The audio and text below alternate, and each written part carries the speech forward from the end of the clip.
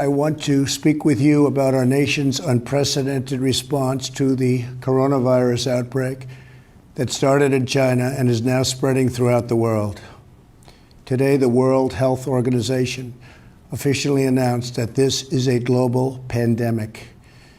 We have been in frequent contact with our allies, and we are marshaling the full power of the federal government and the private sector to protect the American people. This is the most aggressive and comprehensive effort to confront a foreign virus in modern history. I am confident that by counting and continuing to take these tough measures, we will significantly reduce the threat to our citizens, and we will ultimately and expeditiously defeat this virus. From the beginning of time, nations and people have faced unforeseen challenges, including large-scale and very dangerous health threats. This is the way it always was and always will be. It only matters how you respond, and we are responding with great speed and professionalism. Our team is the best anywhere in the world. At the very start of the outbreak, we instituted sweeping travel restrictions on China and put in place the first federally mandated quarantine in over 50 years. We declared a public health emergency and issued the highest level of travel warning on other countries as the virus spread its horrible infection. And taking early, intense action, we have seen dramatically fewer cases of the virus in the United States than are now present in Europe. The European Union failed to take the same precautions and restrict travel from China and other hotspots. As a result, a large number of new clusters in the United States were seeded by travelers from Europe. After consulting with our top government health professionals, I have decided to take several strong but necessary actions to protect the health and well-being of all Americans.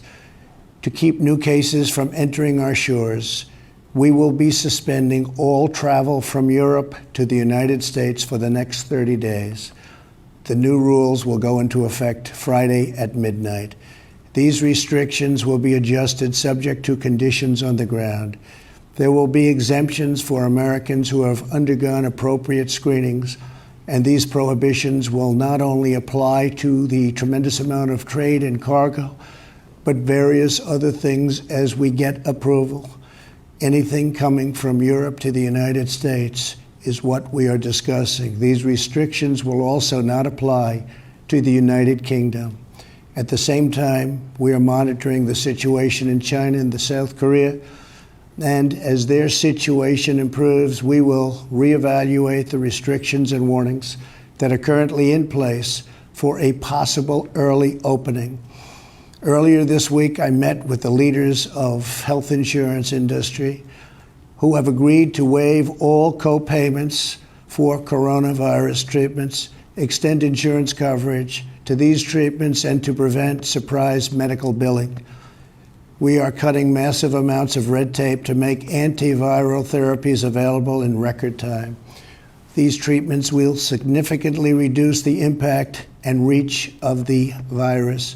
Additionally, last week I signed into law an $8.3 billion funding bill to help CDC and other government agencies fight the virus and support vaccines, treatments, and distribution of medical supplies. Testing capabilities are expanding rapidly day by day. We are moving very quickly. The vast majority of Americans, the risk is very, very low. Young and healthy people can expect to recover fully and quickly if they should get the virus. The highest risk is for elderly population with underlying health conditions. The elderly population must be very, very careful. In particular, we are strongly advising that nursing homes for the elderly suspend all medically unnecessary visits. In general, older Americans should also avoid non-essential travel in crowded areas. My administration is coordinating directly with communities with largest outbreaks, and we have issued guidance on school closures, social distancing, and reducing large gatherings. Smart action today will prevent the spread of the virus tomorrow. Every community faces different risks, and it is critical for you to follow the guidelines of your local officials who are working closely with our federal health experts, and they are the best. For all Americans, it is essential that everyone take extra precautions and practice good hygiene. Each of us has a role to play in defeating this virus.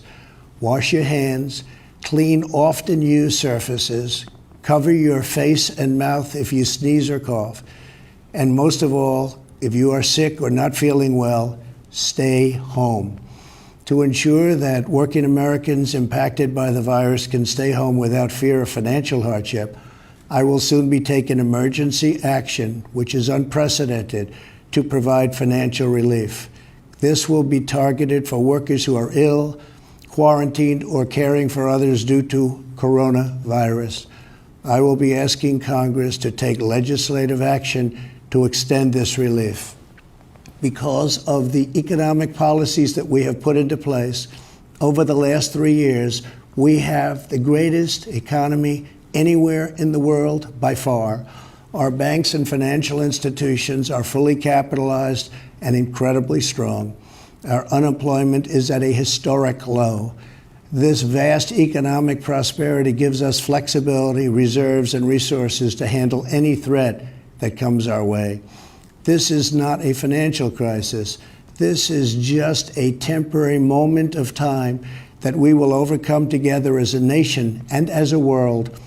However, to provide extra support for American workers, families, and businesses, tonight I am announcing the following additional actions. I am instructing the Small Business Administration to exercise available authority to provide capital and liquidity to firms affected by the coronavirus. Effective immediately, the SBA will begin providing economic loans in affected states and territories.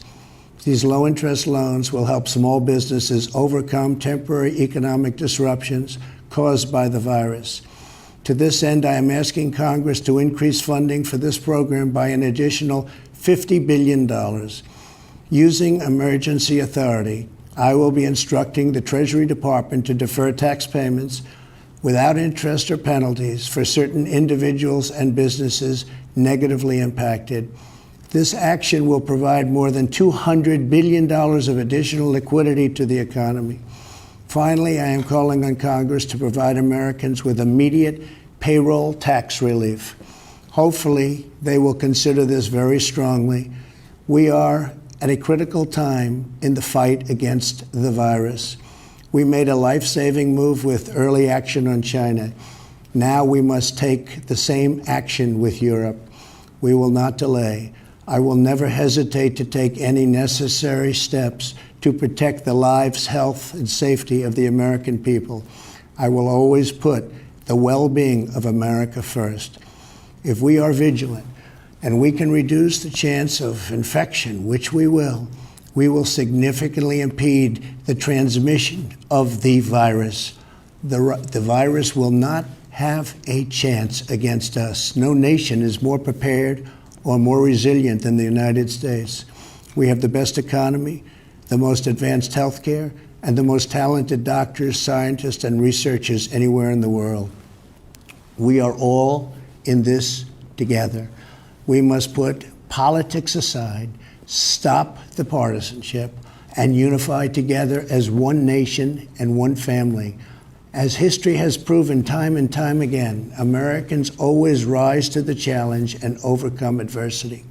Our future remains brighter than anyone can imagine. Acting with compassion and love, we will heal the sick, care for those in need, help our fellow citizens, and emerge from this challenge stronger and more unified than ever before. God bless you, and God bless America. Thank you.